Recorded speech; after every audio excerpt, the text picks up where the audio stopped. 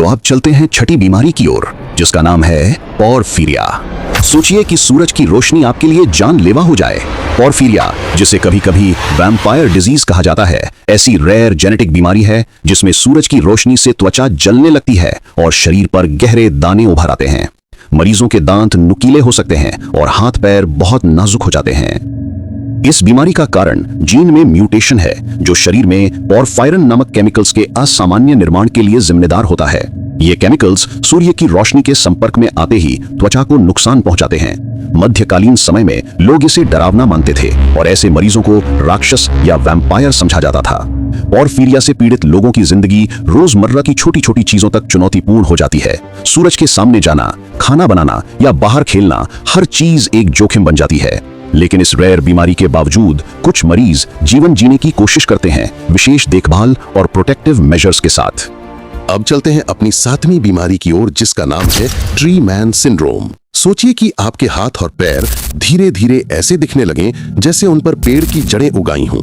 Tree man syndrome एक बेहद rare genetic disorder है जिसमें इंसान की त्वचा पर मोटे, कठोर और पेड़ जैसी ग्रोथ्स उगने लगती हैं। ये ग्रोथ्स हाथों और पैरों को पूरी तरह बदल देते हैं और रोजमर्रा के काम करना लगभग नामुमकिन कर देते हैं।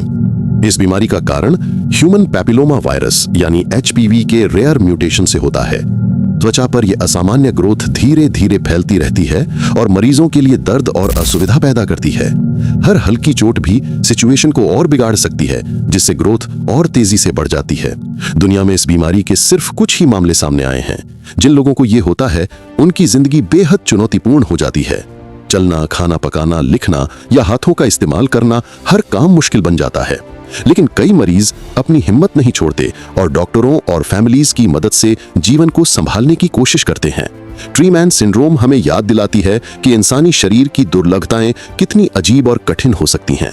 अब बढ़ते हैं अपनी 8वीं बीमारी की ओर, जिसका नाम है स्टोन स्किन डिजीज। सोचिए कि आपकी त्वचा धीरे धीरे इतनी सख्त हो जाए और कठोर हो जाए कि हर हल्की हरकत करना मुश्किल हो जाए। स्क्लेरोडर्मा, जिसे स्टोन स्किन डिजीज भी कहा जाता है, एक रेयर ऑटो इम्यून डिसऑर्डर है जिसमें शरीर की इम्यून सिस्टम त्वचा और अंदरूनी अंगों पर असामान्य रूप से असर डालती है। इस बीमारी में त्वचा सख्त और भारी हो जाती है, हाथ पैर की फ्लेक्सिबिलिटी कम हो जाती है और मरीज के चेहरे के हाव भाव भी बदल जाते हैं। कभी कभी शरीर के अंदर के अंग जैसे दिल, फेफड़े और किडनी भी प्रभावित हो जाते हैं, जिससे गंभीर कॉम्प्लिकेशंस हो सकते हैं। स्क्लेरोडर्मा से पीड़ित लोग रोजमर्रा के छोटे काम जैसे खाना, कपड़े पहनना या हाथ पैर हिलाना भी मुश्किल पाते हैं। हालांकि कोई पूर्ण इलाज नहीं है, पर मॉडर्न मेडिसिन और थेरेपीज से बीमारी की प्रोग्रेशन को कुछ हद तक कंट्रोल किया जा सकता है। ये रेयर डिसऑर्डर हमें याद दिलाती है कि इंसान के शरीर की क्षमताओं की सीमा भले ही कठिनाइयों से भरी हो, लेकिन हिम्मत और धैर्य से जिंदगी को संभाला जा सकता है। अब चलते हैं अपनी 9वीं बीमारी की ओर, जिसका नाम है ओंडीन्स कर्स। कल्पना कीजिए कि आप सोते समय सांस लेना भूल जाएं। ओंडीन्स कर्स या कॉन्जेनिटल सेंट्रल हाइपोवेंटिलेशन सिंड्रोम ऐसी रेयर डिसऑर्डर है जिसमें मरीज का ऑटोनॉमिक नर्वस सिस्टम सही से काम नहीं करता और नींद में शरीर अपनी ऑटोमेटिक ब्रीदिंग कंट्रोल खो देता है। इसका असर इतना गंभीर होता है कि मरीज को नींद में वेंटिलेटर या ब्रीदिंग सपोर्ट की जरूरत पड़ती है। बीमारी का कारण जेनेटिक म्यूटेशन है जो ब्रेन स्टेम को प्रभावित करता है और सांस लेने के नेचुरल मैकेनिज्म को डिस्टर्ब कर देता है। ओंडीन्स कर्स के मरीजों के लिए नींद लेना ही एक खतरा बन जाता है, लेकिन मॉडर्न मेडिकल इंटरवेंशंस और कांस्टेंट मॉनिटरिंग के जरिए उनकी जिंदगी बचाई जा सकती है। ये रेयर डिसऑर्डर हमें याद दिलाती है कि हमारे शरीर की बेसिक फंक्शंस जैसे सांस लेना हमारे लिए कितने महत्वपूर्ण हैं। अब चलते हैं अपनी आखिरी और सबसे खतरनाक बीमारी की ओर, जिसका नाम है वेयरवुल्फ सिंड्रोम। सोचिए कि शरीर पर हर जगह अत्यधिक बाल उगने लगें, जैसे आप किसी फोकलोर की कहानी का हिस्सा हों। हाइपरट्राइकोसिस, जिसे वेयरवुल्फ सिंड्रोम भी कहते हैं, एक रेयर जेनेटिक डिसऑर्डर है जिसमें शरीर पर असामान्य और बहुत घने बाल उगते हैं।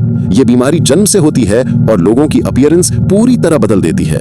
मरीजों के लिए यह न सिर्फ फिजिकल चैलेंज बल्कि सोशल और साइकोलॉजिकल चैलेंज भी बन जाती है। कुछ मामलों में बालों की वजह से त्वचा की समस्याएं भी हो सकती हैं। दुनिया में इसके बहुत ही कम मामले पाए गए हैं। हाइपरट्राइकोसिस हमें ये याद दिलाती है कि हमारे शरीर में जेनेटिक वेरिएशंस कितनी विचित्र और रेयर हो सकती हैं और हर मरीज की जिंदगी में सहनशीलता और आत्मविश्वास कितना महत्वपूर्ण है।